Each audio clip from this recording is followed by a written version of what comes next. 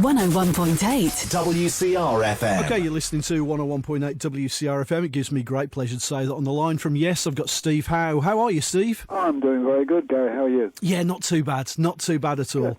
Yes, I've recently announced a UK European tour for the spring of 2020. This time around, you're going to be playing the whole of Relayer plus a selection of classic tracks. Mm-hmm. Yes shows these days have become more of a live experience than a concert for the fans, haven't they? They're just such special nights out. Well, we like to think so. We hope so. And judging by our the times we get requested back, I guess we're doing fairly well in that sense. Yeah, we like to bring as much as we can to the show. You know, with the music mainly, but also with the presentation, some visuals, some general thing, without going over the top. You know, we don't have any flying pigs or anything, but basically we have a nice, because we're so lucky to have Roger Dean on tour with us as well this year, as he will be next year. And basically his artwork's had a profound effect on our listeners, you know, so we use his artwork, and also some of it is very much his artwork, and some of it is slightly animated by our Andy Clark, who does our projection. So basically, yeah, we're very excited to pull a show together, make it memorable if we can. I mean, these shows. Is it the fun part for you guys, constantly experimenting with the set lists, you know, and sort of testing yourselves as musicians? Because you definitely can't second guess a Yes tour set list before the shows, because they really are just absolutely remarkable. Some of the gems you pick out. Good, yeah, well, I'm glad you say that. I've had quite a lot to do with the set list, and the guys look to me and say, well, what do you think? So we dream up these album series ideas. We don't do that like consecutively all the time, but we feature that a lot, and we're featuring it this year coming with the Relayer, and that's a very exciting sort of transition from the other 5 albums we featured in their entirety. So we're now most probably, well, this lineup has had the most opportunity to play the biggest quantity and breadth of Yes songs ever. You know, no Yes lineup has ever done this, where we've played, like, now it'll be six albums in their entirety. So, you know, we're very proud to be doing that. I mean, the Relayer album, it still remains, when you listen to it now, it's still a very ambitious body of work. I mean, you played the Gates of Delirium on the US tour. Was it always in your mind that you wanted to play the whole of this album live? Yeah. We gradually realised that we were not only hearing it a lot as a requested album, and also we thought it was the most fearsome album to play, the most fierce and complicated, to do. So as Yes have been able to play Gates of Delirium with various lineups over the long years, but it's actually side 2, the Sound Chaser To Be Over, which has never been played since the last Relayer tour with Patrick Moraz. So in a way, it's really music that's never been, or not in our recent memory, has been portrayed on stage, and yet it's so exciting. So we hope it's going to be a double whammy with Gates. We really know that solidly. Now, we didn't want to come out and play Gates, Sound Chaser To Be Over all for the first time. It was such a risk, you know. So similarly, I mean, putting Close to the Edge together as an album was easy. I mean, we played Close to the Edge, we played Siberian Kazoo, we played You and I. But here's an album a bit more like Drama, where a lot of it hadn't been played since the original tour, and I think that makes it doubly exciting. I mean, because it's strange for me when you hear things like that, and you hear people like yourself saying we haven't played it for like 40 years. Is it sort of like a little bit of trepidation? You're thinking, oh my word, you know, and stepping back into the abyss a little bit with it. Well, I mean, it's more exciting than trepidation. I mean, it's certainly exciting, and it's got us working. I mean, the group has become much more disciplined than it's ever been, you know, in the last 10, 12 years since Alan and I and Chris kind of put this back on the road in 2008. Basically, we've created a much more tight, disciplined concepts about the way we work and what we expect of each other, and it's because of how much we rely on each other. So yeah, I mean, to do this album, we definitely couldn't have done it any sooner. Partly because of the way that we were all expected to do an immense amount of homework. That means that when you walk in the rehearsal room for the first day, you have to be able to play the whole songs. All of the songs, all the way through. I mean, we now have to work together and work up Sound Chaser and To Be Over, but we walk in that room, and the wonderful guy who first introduced this to Yes was actually ABWH when Tony Levin walked in. And we said to him, have you got the songs ready? He said, yeah, which one do you want to play? And we went, what, the whole set? He said, yeah. So that kind of skill that Tony Levin brought to ABWH was vital, because we all knew how to play Closely Hedge. We were suddenly playing it with a bass player who we thought didn't know Closely Hedge. Like, do you know this song? Of course he did, because he's a professional. So, as I was saying, the discipline, yes, has become much more about total preparation individually, so that the rehearsal isn't about, can you rewind the song, because I don't know that bit. Just get out of here. Do that tonight. Learn it tonight. So you have to know the stuff, and that's a wonderful, if you like, I use the word discipline, but it doesn't sound right. It's a wonderful desire. I mean, this lineup of Yes that you have at the moment, the one thing that I found, and I know a few other people have found as well, it just looks like you're having the time of your lives. It's such a great unit you've got at the moment with John Davison and Jeff Downs and Billy Sherwood as well. Because nobody would have thought, and certainly we didn't think, that we could kind of deal with some of the problems and disasters that we've had head on. And yet, something about the Yes mentality in the circle of friends that we have, much like when Bill wanted to leave, back in 1973 or something, Alan White was sort of almost sitting in the room waiting to take his place. Not that he was there because of that, because nobody knew. But it's the same with Billy Sherwood, Jeff Downs, when people want to step out, if somebody wants to leave the band, instead of saying, we'll have to accept second best, we kind of look for the next best thing, and we used to do that in the 70s when it happened to us with Patrick Moraz and further developments with Trevor Hall and Jeff Downs.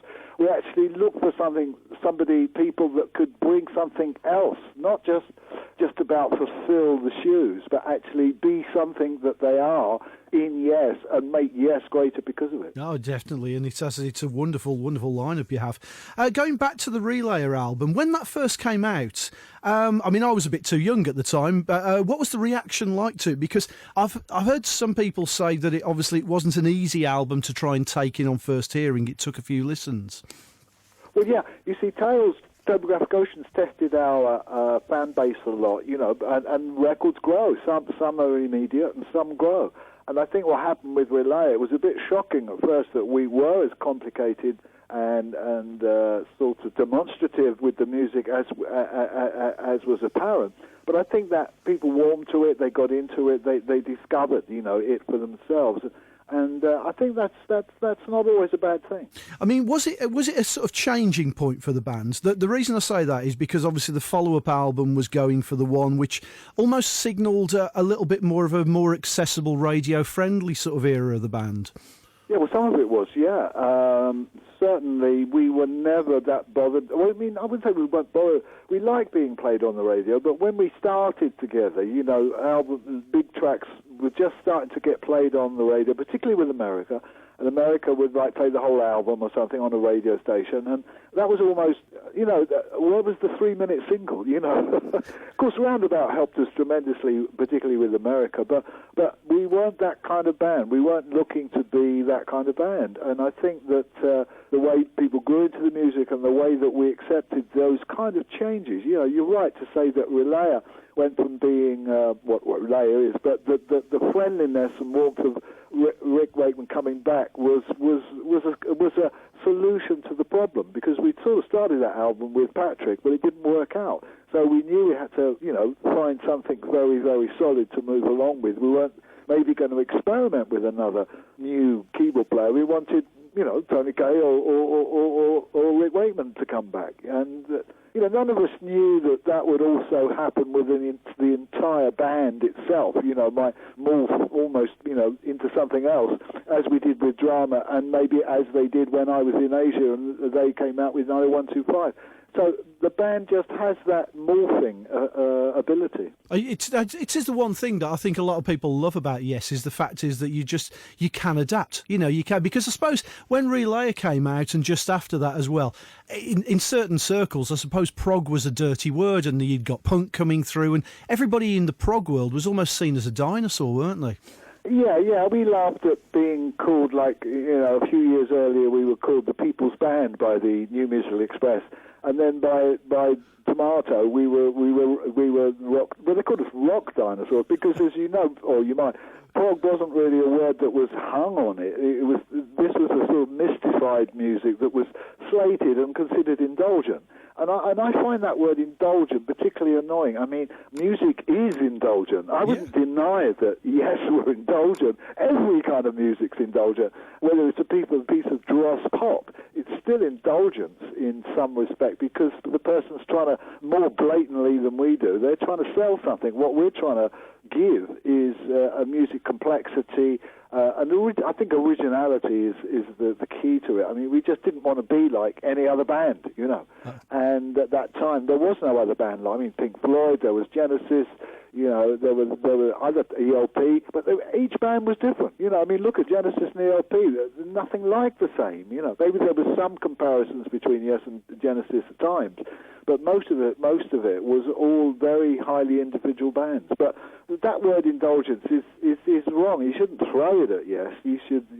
People should have just seen that music does wrap people up in it, in it themselves, and that to do something good, you have to really, you have to work hard at it. Oh, certainly.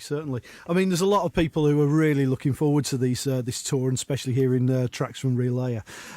Yes, have just released From a Page 4 absolutely stunning songs. Good, aren't they? Good. Oh, I mean, wow. I mean, this is what got rejected by Trevor Horn. I love Trevor, but I mean, Trevor was seeing something else in the development of Fly From Here, not just as a song for 5 minutes, but as the biggest suite Yes ever wrote was Fly From Here. But this music comes from that era. But and it's beautiful to have more tracks from Chris, obviously, because he's not with us. And the collaboration on that was very high. I mean, it did start with Oliver and I, kind of, as he came in the band, and he was living not far from where I work at times. And so we were able to get together and do a bit of, sharing songs and things. And, we developed the demos for most of those originally, and I'm thrilled that it eventually saw the light. And good marks for Oliver Wakeman, because basically we always knew that was there, but when he represented it a little while back and said, well, do you think we could do these tracks? I mean, they're rather nice.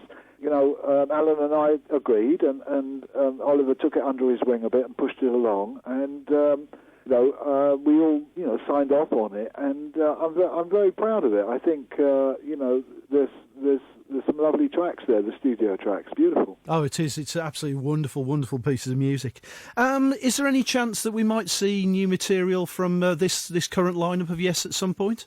Well, for a while we've been, as we did before Fly From Here, and not so much before Heaven and Earth, we kind of like, I have a habit of holding Yes back and saying, look, let's just get this right, let's, sort of like, we need a bit more of this sort of thing. And so there's a process going on that could result in what you said, but I rarely or don't talk about it much until it's sort of on the table and the process is coming to a head. So you can quote me on that, but you can't quote me on me saying, oh yeah, there's a new album coming. But if things go well, there well could be. But I think it'll have to go through a few more testing times. Oh, yeah, definitely. Right, well, Steve, it's been an absolute pleasure chatting to you today. It really has. I'm looking forward to the tour, and I shall be at the Birmingham show as ever, because I always enjoy a Yes show. They're just a great night out. Well, thanks very much. And we love playing in Birmingham and, all of the UK. It's our hometown. We have a few Americans in the band now, but Alan, Jeff and I are always rooting for shows in the UK, so we look forward to it. We're going to delight in it. Thanks very much. Steve, it's been an absolute pleasure. Take care. Enjoy the rest of your day. All right, Gary, thanks a lot. Bye. Bye for now. 101.8 WCR FM.